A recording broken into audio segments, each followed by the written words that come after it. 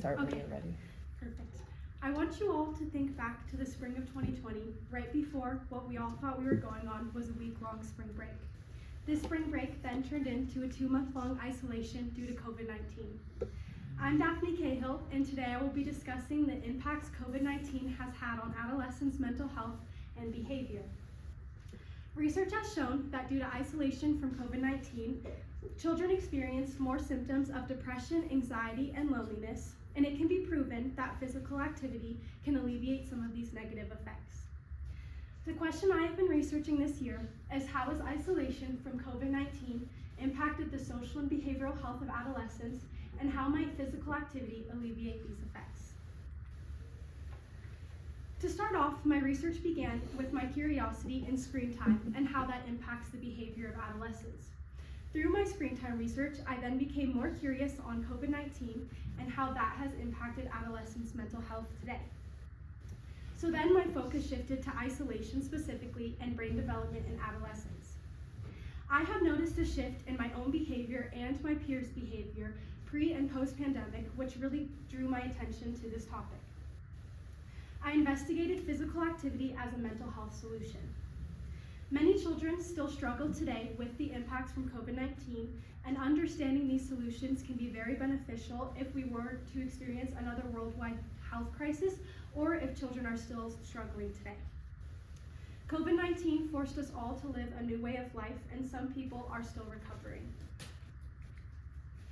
First, I want to talk about the effects of social isolation on children and how it affects their mental health. Social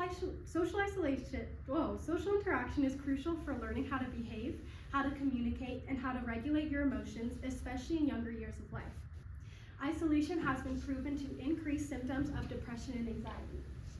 About 70% of both children and adults reported some degree of mental discomfort, resulting in loneliness, irritability, and fidgetness. 55% of children felt more sad, depressed, or unhappy. These percentages are quite high, meaning a lot of children were struggling with their mental health due to the pandemic. Now, there are other impacts on adolescents' mental health from the pandemic as well. Since schools were closed, children were forced to stay at home, and things like child abuse, domestic violence, and neglect could have been present in their homes. School is used as an outlet for many children to escape their home life and to be in a safer environment. Isolation has also been proven to rise cortisol production in your brain, and your body's natural response to cortisol production is a fight or flight mode. The National Library of Medicine conducted 519 psychological studies and found a strong link between isolation and anxiety. A lot of children were left uncertain and worried during the pandemic, which increased cortisol production, therefore leaving them in a constant state of fight or flight mode. Hybrid schooling was also one of the main impacts from COVID-19. We used to go to school, interact with our peers, and learn together, but then that shifted to over Zoom classes and the push away from social interaction. Like I mentioned before, school was used as an escape for many children, and that idea was robbed away from them due to social isolation. We also lost the peer connection, the physical affection, and the laughter with our peers that is a strong part of our social and emotional development as well. Next, I want to discuss the importance of friendship and what it means to children. Friendship provides a safe and comfortable space for children to express themselves. More often than not, people feel more comfortable being vulnerable with their friends than maybe a family member or the people they're surrounded with at home. Interaction can be seen to increase oxytocin and dopamine release, which are feel-good chemicals for your brain. As we get older, friendship becomes even more important to us. We choose the people we want to surround ourselves with and the people that make us comfortable, making friendship very more meaningful.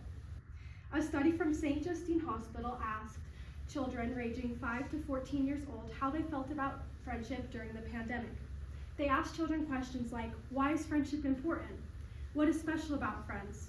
How do you feel when you can't see your friends? And these were some of their responses. I play a lot of hockey with my friends, and we also laugh. And like after a hockey game or whatever other activity we do together, we always laugh. And at the next recess or activity, we always want to have a good time together and just have fun.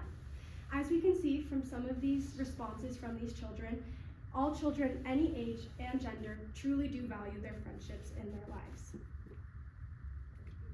Next, let's discuss the effects from screen time on adolescents' mental health.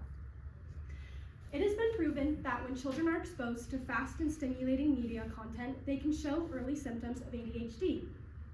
Due to isolation from COVID-19, there was an increase in screen time and a decrease in physical activity in children, which can lead to obesity, anxiety, and depression. Now, here are a couple graphs that I wanted to show that prove this point. This is screen time usage in tweens, pre and post-pandemic. Pre-pandemic being the green, and that's in 2019, and post being 2021, and that's in the blue. As we can see, there was a lot more percentage of users spending a lot more time on screens after the pandemic than before.